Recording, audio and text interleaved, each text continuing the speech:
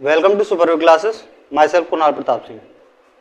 कल की वीडियो में हमने जितने भी राजवंश थे, पहले राजवंश से लेके और लास्ट में देश आज़ाद होने तक सारे राजवंश देखे थे, उनका क्रम और वो सारे राजा देखे थे हर राजवंश के। ठीक, अब हम पहले राजवंश से जितने भी राजवंश हैं उन सबका डिटेल एनालिसिस अब देखना चालू करेंगे। पर इस वीडियो को देखने से पहले कोशिश करना है एक बार जो पहली वीडियो है वो जरूर देखने की, क्योंकि इसमें जो भी राजवंश हैं, हम जो भी पढ़ने वाले हैं, एक बार आपको ये हो जाएगा कि हमें पढ़ना क्या है, कितने राजवंश पढ़ने हैं, उनका क्रम क्या है, सीक्वेंस क्या है, और उसमें एक ट्रिक की मदद से वो सारे राजवंश पहले ही याद कर लेना, उसके बाद में ये पढ़ना, तो ये चीज़ आज आसान हो जाएंगी थोड़ा करना। ठीक है, तो एक बार उस वीडियो को देखना। इसलिए पहली वीडियो पड़ी हुई है, वीडियो नंबर 6 है। उसके बाद में ये देखना तो ये अच्छी समझ में आएगी राजवंश की। तो पहला राजवंश जो हमारी ट्रिक में था वो हर्यक से चालू हुआ है, क्योंकि वंश यहीं से चालू हुए हैं। और तुम बोलोगे जो पिछली वीडियो थी उसमें हर्यक वंश से चालू है, तो वंश तो यहीं से चालू हुआ हर्यक वंश से। फिर ये क्या है बृहद्रथ और जरासंध? दरअसल हम इन्हीं का क्यों अध्ययन करें? क्या इनके अलावा कोई और, उदयन के अलावा कोई और राजा नहीं था? क्या उदयन ने पूरे भारत पे ही कब्जा कर रखा था? क्या बिंबिसार के अलावा देश में कोई और राजा नहीं था? जब पृथ्वीराज चौहान थे, एक काफी शक्तिशाली थे, क्या उस समय और राजा नहीं थे देश में? और राजा भी थे। तो वही राजा और वही वंश लिए हैं जो भारत में एक काफी बड़ी सत्ता लिए बैठे हुए थे, जो फेमस थे। ठीक है, जो सबसे बड़े राजा थे उस काल के, उनका ही ये क्रम होता है, सबका नहीं। छुटपुट ऐसे बहुत होते रहते हैं, छोटे छोटे, किसी पे छोटी मोटी 2-4 गांव का कोई राजा है, ठीक, तो उनको ऐसे छोटे छोटे को नहीं देखते। हिस्ट्री में जो आते हैं वो बड़े ही वंश या बड़े ही राजा आते हैं, और एसएससी इन्हीं से क्वेश्चन पूछता है, वो छोटे मोटे को पूछता नहीं, वो यूपीएससी लेवल के हो जाते हैं। ठीक है, उसका यहाँ कोई काम नहीं। तो सबसे पहले जो राजा की शुरुआत हुई थी वो मगध से शासन चालू हुआ था। मगध क्या था? बिहार में एक जगह है, वो मगध था, और वही चीज धीरे धीरे एक्सपेंड हुआ और पूरा यूपी, हरियाणा, गुजरात वगैरह, दिल्ली, ठीक है, इधर बिहार वगैरह सब में वही मगध फैल गया, और मगध अपने आप में एक उत्तर भारत पूरा मगध के कंट्रोल में आ गया। तो मगध का जो सबसे पहले जो संस्थापक था वो था बृहद्रथ। ठीक है, और इसने अपनी राजधानी बनाई थी राजगृह। तो यही क्वेश्चन ये आ चुका है एक बार। ठीक है, मैं बताते जाऊंगा जो जो भी क्वेश्चन आए हुए हैं, क्योंकि मैंने भी अपने टाइम में लगभग बहुत सारे बैकिया पेपर दिए थे। तो ये वाला क्वेश्चन आ चुका है, मगध का संस्थापक। याद रहते हैं कौन कौन से क्वेश्चन आए, कौन से नहीं है। हालांकि ये पूछोगे किस पेपर में आए, तो वो चीज़ तो नहीं याद रहती, क्योंकि जब 250-300 पेपर दे दिए तो बताना मुश्किल है किस पेपर में थी। तो इतना पता रहता है कि हाँ ये क्वेश्चन आए हुए हैं। ठीक है, उसके बाद में जरासंध आया था। जरासंध का कोई इंपॉर्टेंट रोल नहीं है, हम उसी को पढ़ेंगे जो पेपर में आते हैं और इम्पोर्टेंट है, वरना तो बहुत हिस्ट्री डिटेल है। तो बृहद्रथ का मगध का संस्थापक हो गया। और मगध की जो राजधानी है, राजधानी आजकल बहुत आ रही है, अभी जो पेपर हो रहे हैं 2023 में एमटीएस के और सीएचएसएल के, उसमें इनके राजधानी के ऊपर भी क्वेश्चन आए हुए हैं। तो मगध की राजधानी थी राजगृह। ठीक है, इसको याद रखने का ऐसे कर लो कि सबसे पहले राजा जो था उसकी कोई राजधानी, अभी जो राजा होते हैं उनकी राजधानी बहुत बड़ी होती है, वेल डेवलप्ड। पर पहले जो शुरू में अगर राजाओं की बात करें तो उनकी राजधानी कुछ खास नहीं होती थी, जो उनका घर होता था वही उनकी राजधानी होती थी। क्योंकि सबसे पहला है तो शुरुआत की चीजें तो थोड़ा बेसिक से ही चालू होती हैं, बहुत निम्न लेवल से, धीरे धीरे वो ग्रोथ करती हैं। तो पहले राजा अपने घर को ही राजधानी बोल दिया करता था, तो सबसे पहला था, तो इसलिए ऐसे बहुत लो लेवल का जो घर, राजा के घर को ही राजधानी बोल दिया करते थे। ठीक है, बस एक सेंस लगाना कैसे भी याद करने का। ठीक है, सबसे पहली है तो बहुत लो लेवल की होगी, शुरुआत है तो राजा अपने घर से ही उसी को राजधानी बोल दिया करता था, राजगृह। ठीक है, इसके बाद में हर्यक वंश आ गया था, जिन्होंने इसको हरा के, ठीक है, बिंबिसार था, बिंबिसार ने इसको हरा के अपना हर्यक वंश की स्थापना की। यहां से ट्रिकें देखेंगे, कल मैंने सारी ट्रिकें एक पोयम के थ्रू लिखवाई थी, अब सेपरेट भी देख लेंगे। ठीक है, तो हर्यक वंश में इसकी ट्रिक थी, हर बेबी की जात उठाया ना करो। हर से हर्यक वंश, बेबी से बिंबिसार, जात से अजातशत्रु, उठाया उदयन, ना से नागदशक। ठीक है, क्रम हो गया, हर बेबी की जात उठाया ना करो। ठीक है, सारे जो वंश थे उनकी ट्रिक कल लिखवाई दी थी। ठीक है, जैसे कि हर शिशु नंद मोहि सूंघ के साथ ले जाती है कुश गोपचे में, हर शिशु नंद, फिर मौर्य, मोए सूंघ के साथ ले जाती है कुछ घोपचे में, फिर गुलाब खुले तो सांस लो माँ, ठीक है, वो कल वाली वीडियो में देख लेना। अच्छा, इसकी राजधानी जो थी हर्यक वंश की वो थी राजगीर। अब देखो, शुरू में सबसे पहला था राजा, तो शुरू में चीजें बहुत बेकार होती हैं, तो राजा ने अपने घर को ही उसको राजधानी बोल दिया। फिर क्या हुआ, ये लोग डेवलप हुए, जब डेवलप हुए धीरे धीरे तो इनकी जागीर बढ़ी, राजा की जो जागीर होती है, जमीन होती है जागीर, वो बढ़ी, तो उन्होंने अपनी जागीर, एक बड़ी जागीर पे कब्जा किया और उसको अपनी राजधानी बना ली। ऐसा बस केवल याद करने के लिए बोल रहा हूँ, ये रियल फैक्ट कुछ नहीं है। तो राजाओं के पास धीरे धीरे जागीर आई, अमीर हुए, तो जो जिसके पास जागीर होती है, ठीक है, वही राजा होता है।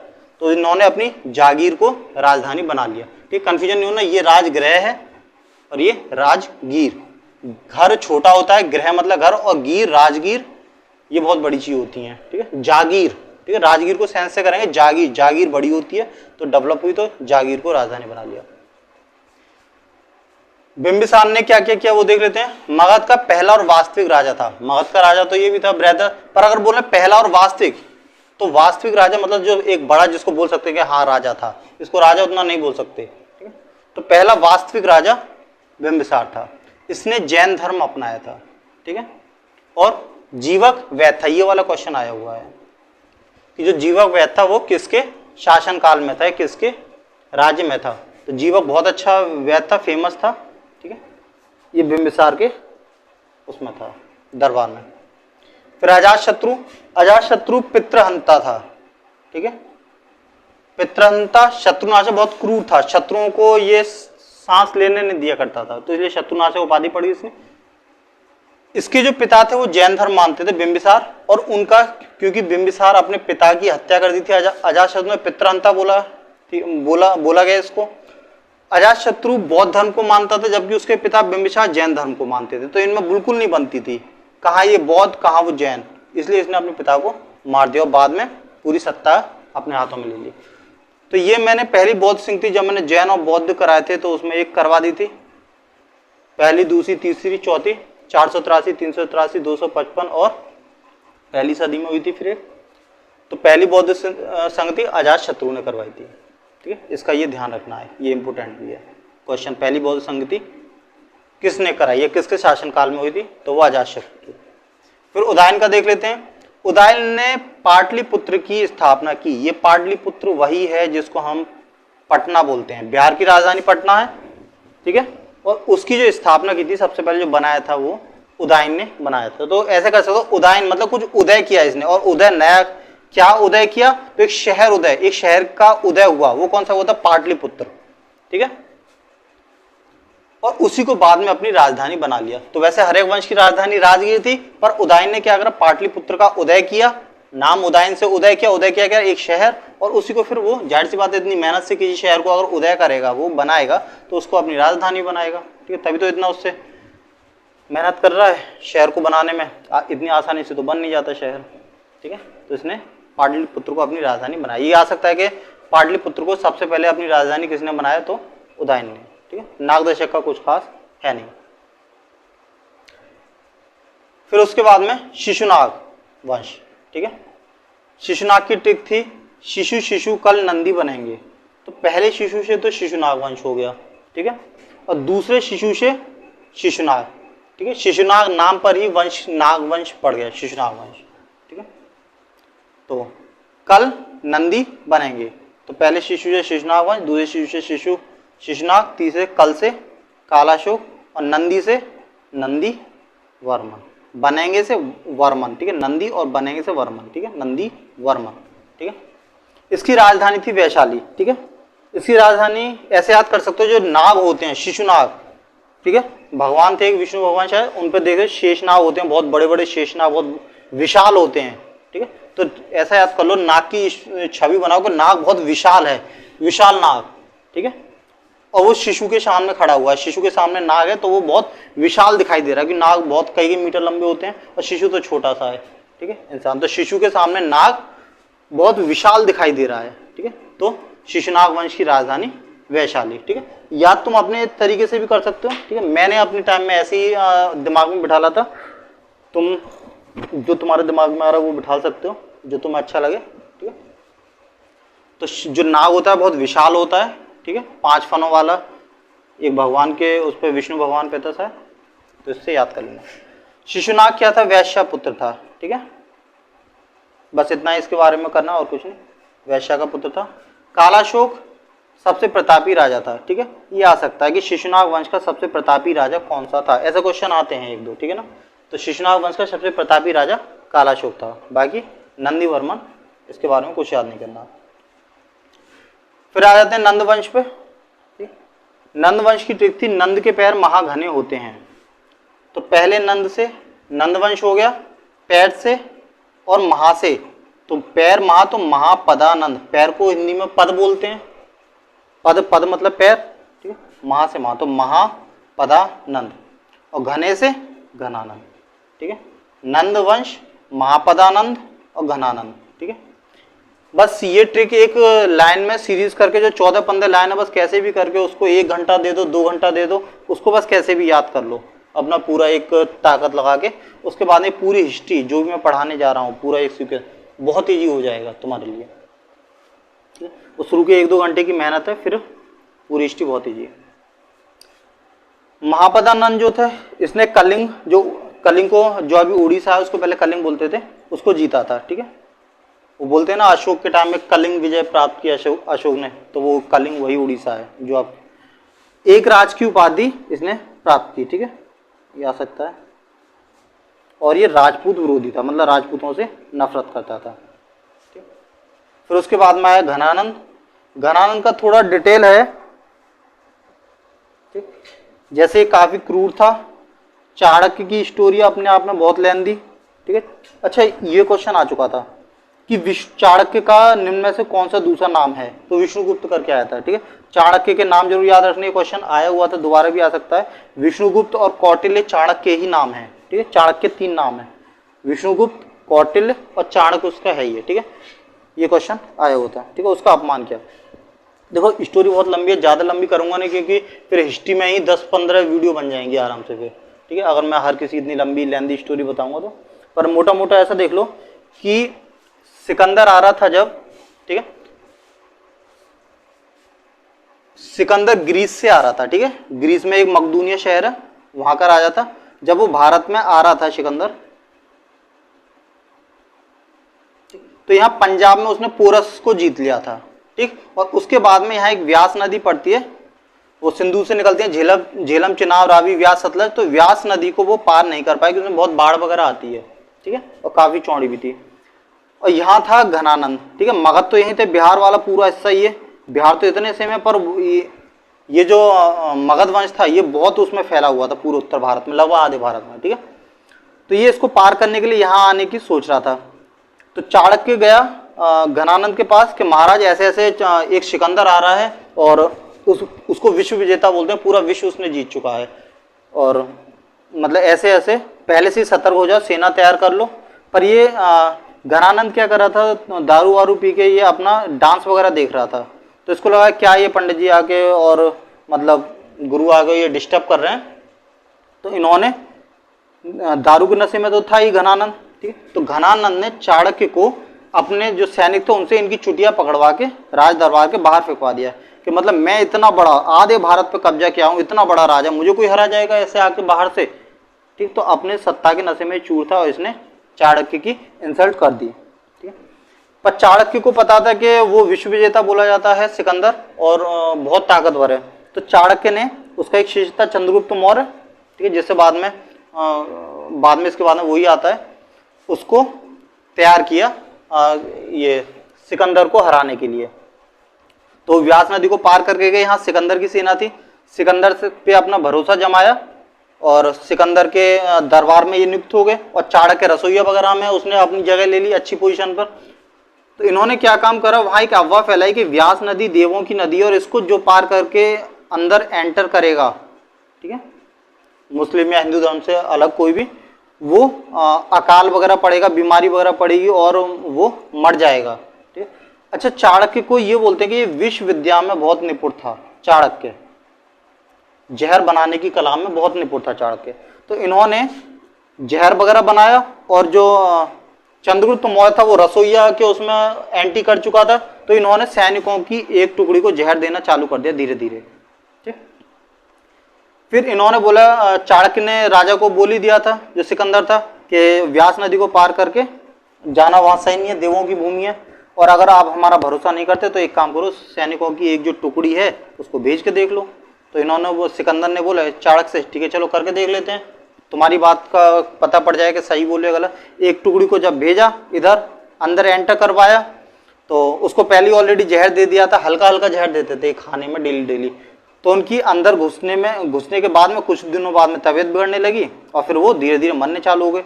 तो फिर सिकंदर की जितनी भी सेना थी वो सारी एकदम पूरा भय फैल गया कि अरे ये सही कह रहे थे और वहां जाना खतरे से खाली नहीं है। ये सब लोग डर के, और फिर सिकंदर भी फैसला लिया कि हाँ अब आगे नहीं जाएंगे, वापस लौट लेंगे। वापस लौटते समय सिकंदर की भी रास्ते में मृत्यु हो गई थी।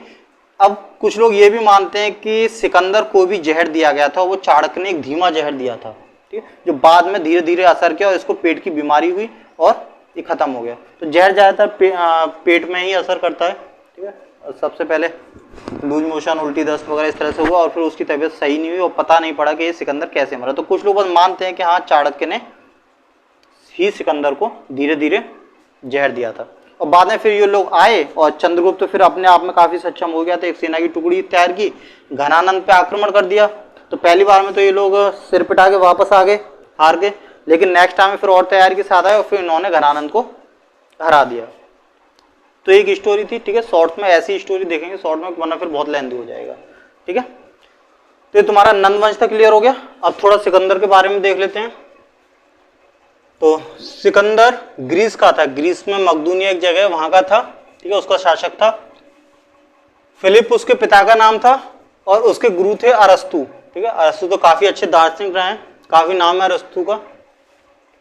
जो वो नदी पार नहीं कर पाया वो थी व्यास नदी, ठीक है। व्यास नदी इंपोर्टेंट है, ठीक है। व्यास नदी को पार नहीं कर पाया और गुरु सिकंदर के अरस्तु।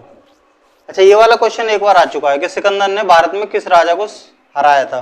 तो पोरस हराया था, पोरस के बाद में फिर उसको लौटना पड़ा था। जो चाणक्य और उनके जो चेला थे चंद्रगुप्त मौर्य, उन दोनों की कूटनीति की वजह से तो सिकंदर तो वापस चले गए थे, पर जो उनका मंत्री था थल सेनापति वो नहीं माना, सेकुलस निकेटर, वो फिर भी अड़ा रहा है कि नहीं मुझे भरोसा नहीं है, कुछ ना कुछ तो ये षड्यंत्र कर रहे हैं गुरुचेला, और ऐसा कुछ होता ही नहीं कि धर्म में कि अगर नदी को पार कर लो। तो वो इतना धार्मिक नहीं था जो इनकी बातों में आ जाए। बाकी न्यार का जो जल सेनापति था वो भी चला गया, वायु सेना तो उस टाइम थी नहीं कोई हेलीकॉप्टर वगैरह, तो यही दो सेनापति थे, सेकुलस निकेटर और न्यारकस, ठीक है। घोड़ा ब्यूसेफेलस याद कर लें, ठीक है। वैसे कोई खास इतना इंपोर्टेंट नहीं है, ये इंपोर्टेंट है सेकुलस निकेटर। तो ये चला गया था न्यारकस और सिकंदर चला गया था। तो सेकुलस निकेटर वहीं डटा रहा। जब थोड़ी बाढ़ कम हुई तो सेकुलस निकेटस अंदर एंट्री किया, और जब एंट्री करा तो उसने देखा कि यहाँ तो गुरु और चेला अपना पूरा जमे बैठे हुए हैं। ये चंद्रगुप्त मौर्य जो वहाँ एक रसोईया था वो खुद में राजा बना बैठा है, ठीक है। और चाणक्य जो हमारे यहाँ एक मंत्री के तौर पे काम करते थे वो खुद यहाँ पर एक अच्छे पद पर हैं। तो यहाँ आगे फिर इन दोनों में लड़ाई हुई, ठीक है। अपना एक वो अपने आप में बहुत लंबी स्टोरी होती है कैसे इन्होंने हराया था। बाढ़ का थोड़ा सहारा लिया था कि बिहार में बाढ़ बहुत आती है और इसको पता नहीं था उतना सेकुलस निकेटस को कि बिहार में बाढ़ का क्या सीन है।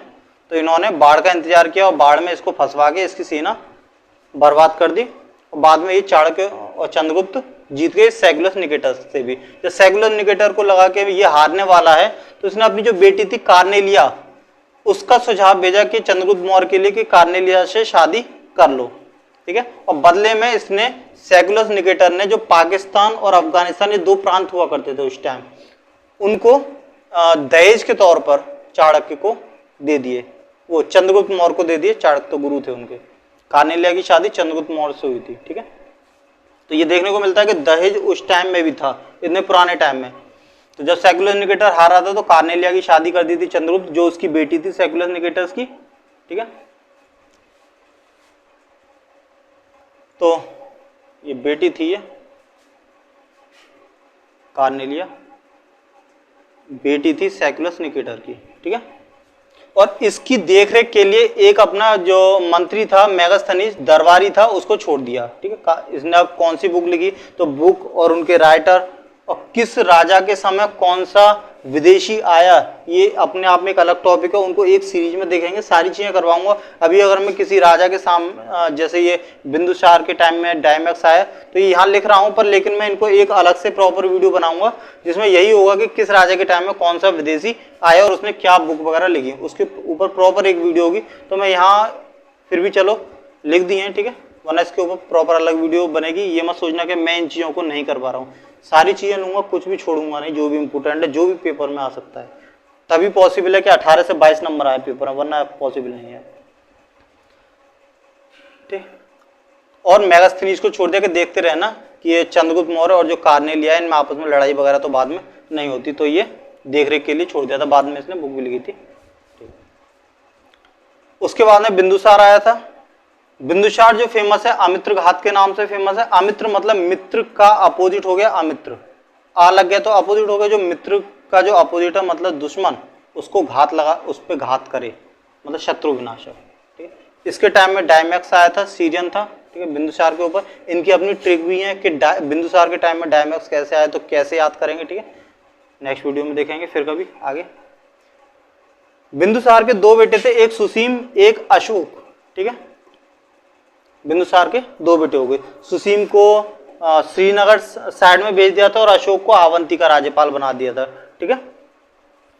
अवंती क्या था, उज्जैन में, एमपी में उज्जैन शहर है, उसको ही पहले, उज्जैन को पहले अवंती बोलते थे, ठीक है। और सुसीम को जम्मू कश्मीर राज्य दे दिया था। बड़ा भाई सुसीम था, छोटा अशोक था। फिर उसके बाद में बिंदुसार के बाद में अशोक आया। बना तो सुसीम भी था क्योंकि जम्मू कश्मीर में सुसीम के हाथ में था, पर सुसीम से जम्मू कश्मीर कुछ खास संभला नहीं। तो फिर जो बिंदुसार थे उन्होंने अपना दूसरा बेटा अशोक को भेजा श्रीनगर में, कि मतलब तुम जाके देखो वहाँ क्या हो रहा है। तो दरअसल श्रीनगर जो था पहले वो श्रीनगर नहीं था, श्रीनगर का श्रीनगर नाम अशोक ने रखा था, वो उसको प्रवरपुर बोलते थे, ठीक है ना, प्रवरपुरा। तो वहाँ क्या था कि ये लोग बहुत उपद्रवी थे, अशोक ने काफ़ी ज़्यादा क्रूर था ये, इसने इनको इतनी जम के पिटाई लगाई और उनको ये बोल दिया कि अगर यहाँ कोई भी अगर आता है मेरे दक्षिण भारत से या मेरे घर की तरफ से, तो तुम्हें उसको श्री नाम बोलना पड़ेगा, उसके नाम के आगे श्री लगाना पड़ेगा। उसी चीज़ से उस नगर का नाम श्रीनगर पड़ गया कि इतना इसने आतंक फैला दिया यहाँ पर। और वहाँ पूरी जितनी भी अव्यवस्था थी जो सुसीम नहीं संभाल पा रहा था, अशोक ने शांत कर दी, सीधा या तो मरो या फिर मेरे अनुसार चलो, ठीक है। बाद में इसने अपने जो बाकी भाई थे 99, पहले 98 को मारा, उन सबको एक पार्टी में बुलाया और पार्टी में जहर मिला के दे दिया, बाद में उनको मार दिया एक कमरे में। और फिर इस सुसीम भाई जो था इसको भी मार दिया। पहले तो इन दोनों में इसने इसको पटाया कि मतलब चल पहले मतलब बाकी सब भाइयों को मार देते हैं, फिर मैं और तू शासन करेंगे। जब इन दोनों ने मिलके इनको सबकी हत्या कर दी, तो उसके बाद में फिर अशोक ने दाव दे के सुसीम को भी मार दिया। तो ये बहुत क्रूर बोला जाता है शुरुआती उसमें, बाद में आना कि इसका हृदय परिवर्तन हो गया था। तो ये अवंती का राज्यपाल था, अवंती का राज्यपाल। कहाँ, उज्जैन को ही पहले अवंती बोलते थे जो एमपी में है, ठीक। श्रीनगर की इसने स्थापना की थी, श्रीनगर को पहले प्रवरपुरा बोलते थे, ये कभी आया नहीं है, एक्स्ट्रा नॉलेज के लिए बोल दिया, ठीक है। पर इतना है कि श्रीनगर की स्थापना इसने की थी, ये इंपोर्टेंट है। माता शुद्धांगी है और कलिंग या उत्कल जीता, ये बहुत इंपॉर्टेंट है। उत्कल, उसके बाद में कलिंग बोलते थे, कलिंग उड़ीसा का ही नाम है, ठीक है। कलिंग उत्कल उड़ीसा एक ही चीज है, पहले उसको कलिंग बोलते थे, उससे पहले उत्कल। इसने इसको कलिंग विजय के नाम से आता है ये, कलिंग विजय। दरअसल क्या था कि अशोक एक बार जब अपना शिकार पे जा रहा था, तो उसने वहाँ एक उड़ीसा की साइड में एक लड़की को देखा, उस लड़की से इसको प्यार हो गया और फिर उसके चक्कर में इसने उड़ीसा में गया, उसके पिता से उस लड़की का हाथ मांगा, तो उसके पिता ने मना कर दिया। उससे गुस्से में अशोक ने आके कलिंग पे आक्रमण कर दिया। उसको लगा कि मैं इतना महान, इतना बड़ा सम्राट पूरे भारतवर्ष का, और ये छोटा सा एक राज्य उत्कल या वो कलिंग बोलते थे उस टाइम, कि कलिंग का एक छोटा सा राजा इतनी हिम्मत कि मुझे किसी को मना कर दे। तो और वो लड़की अपने पिता के विरुद्ध गई नहीं, तो इसने वहाँ चढ़ाई कर दी कलिंग पर, बहुत सारा खून खराबा हुआ। वहाँ क्या था कि कलिंग में लड़कियां भी अपना भेष बदल के लड़ाई करती थी, तो जिससे अशोक प्यार करता था, कलिंग के जो महाराज की बेटी थी, वो भी अपना साफी वगैरह पहन के और थोड़े जेंट्स वगैरह के कपड़े पहन के वो भी फाइट कर रही थी। तो जब महल में अशोक घुस रहा था, तो उस टाइम वो लड़की सामने पड़ गई और गलती से अशोक का उस लड़की का सर कट गया। जब वो सर गिरा तो उसकी पगड़ी वगैरह जब खुली तो अशोक को दिखा के ये तो लंबे बाल हैं, जब उसने देखा कि ये तो लड़की है, और जब उसका फेस आ गया तो उसको पता पड़ा ये तो वही लड़की है जिसकी वजह से मैं यहाँ आया, जिसको लेने के लिए मैं यहाँ आया कलिंग में, वो लड़की तो मारी जा चुकी है। तो फिर एकदम ये दिली रूप से अशोक पूरी तरह से टूट गया कि जिसकी खातिर आया वही, उसी को मैंने खुद अपने हाथों से मार दिया। ठीक, तो काफी इसको आघात पहुंचा। फिर इसने बौद्ध धर्म अपना लिया अशोक ने। ठीक है, ये इम्पोर्टेंट है कि अशोक ने कौन सा धर्म अपनाया, बौद्ध। किसके, उसका एक भतीजा था निग्रोध, काफी धार्मिक था वो, उसने सलाह दी कि चाचा एक काम करो, अब कुछ नहीं रखा है, उदास ना हो, बौद्ध धर्म अपना लो, बहुत अच्छा है। तो इस भतीजे की निग्रोध की सलाह पर अशोक ने बौद्ध धर्म अपना लिया। फिर वो इतना प्रभावित हुआ इस बौद्ध धर्म से कि उसने अपने जो 2 बच्चे थे, महेंद्र और बेटी संघमित्रा, ठीक है 2 बच्चे थे उसके, इनको श्रीलंका भेजा था बौद्ध धर्म के प्रचार के लिए। और फिर बाद में ये बौद्ध धर्म काफी फैला था, अफगानिस्तान, चाइना, तिब्बत, ठीक है, इंडोनेशिया वगैरह। तो अशोक ने इसको काफी फैलाया था बौद्ध धर्म के लिए। अशोक ने एक सांची का भी स्तूप बनवाया था, ये क्वेश्चन काफी इंपोर्टेंट है और आया भी है, और इन्हीं पेपरों में आया जो 2003 में हो रहे हैं। ठीक है, 2023 में जो हो रहा है उसमें, क्योंकि मैं हर पेपर मैंने दिया है, मैं एनालिसिस करता हूँ कि जब मैंने पढ़ाने का सोचा था उससे पहले मैं सारे पेपर एनालिसिस किए थे, कौन से आ रहे हैं कौन से नहीं। ठीक है, तो सांची का स्तूप एमपी में है।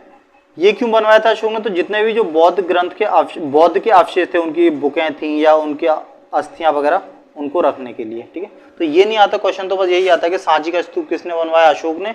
और उसके बाद में सांची का स्तूप 5 स्थित है एमपी में। जो क्वेश्चन आया था वो ये आया था कि सांची का स्तूप किसने बनवाया था। ठीक है, हालांकि हम इस अशोक स्तंभ, लोह स्तंभ, सांची का स्तूप, ऐसे बहुत सारी चीजें हैं, किसने बनवाई, कब बनी और किस जगह स्थित हैं, यही क्वेश्चन आता है। लोह स्तंभ हो गया, सांची का स्तूप हो गया, कि ये किसने बनवाया एक क्वेश्चन, ये किस शहर में स्थित है या किस जगह स्थित है 2 क्वेश्चन, यही 2 क्वेश्चन बनते। तो इस तरह की जितनी भी जो स्ट्रक्चर हैं उन सब के बारे में हम पर्टिकुलर एंड में एक वीडियो देखेंगे जब उनका टाइम आएगा। ठीक, उनकी ट्रिक भी देखेंगे कैसे उनको याद करना है। ठीक है, इसके बाद में बृहद्रथ आ गए। बृहद्रथ ये अंतिम शासक था, इसके बारे में और कुछ नहीं है।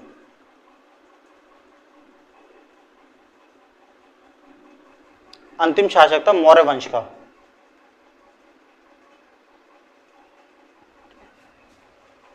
तो ये तुम्हारा राजवंश मौर्य वंश तक हो गए तुम्हारे। ठीक है, इसके बाद में नेक्स्ट वंश चलेंगे। अब वीडियो बहुत लंबी हो जाएगी, तो इसलिए थोड़े थोड़े राजवंश करके 3-4 वीडियो में पूरे राजवंश कवर कर लेंगे। और इनको प्रॉपर एक नोट्स में एक कॉपी में लिखते जाओ, लगभग इतनी मोटी कॉपी लेना 100-125 पेज की, उस पर सारे नोट्स आ जाएंगे जीके के। और इसके अलावा कहीं और से जीके रत्ती भर भी पढ़ने की जरूरत नहीं होगी। और पढ़ के तुम्हें खुद भी लग रहा होगा कि इस तरह से अगर तुम नोट्स बनाओगे, इन चीज़ों को याद कर लेते हो, तो इसमें कुछ भी नहीं बचेगा। तुम खुद भी इस चीज़ को महसूस करोगे अगर जरा भी तुमने तैयारी की होगी और पेपर दिए होंगे, बैक पेपर अगर दिए होंगे, तो तुम ये खुद भी फील कर रहे होगे कि हाँ यही सब तो आता है। ठीक है, इसके अलावा और कुछ भी नहीं बचता।